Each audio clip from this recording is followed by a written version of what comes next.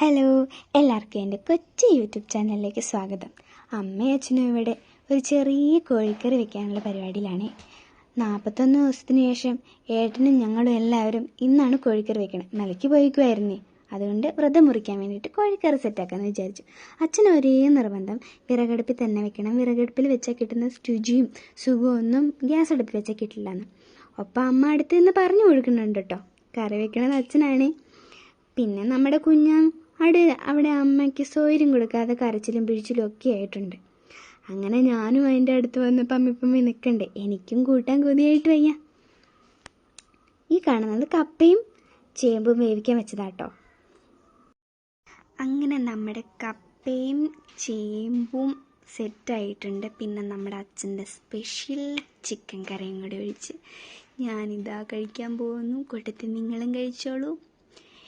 അങ്ങനെ എൻ്റെ വീഡിയോ ഇഷ്ടമാവുകയാണെങ്കിൽ സപ്പോർട്ട് ചെയ്യുക. ബൈ.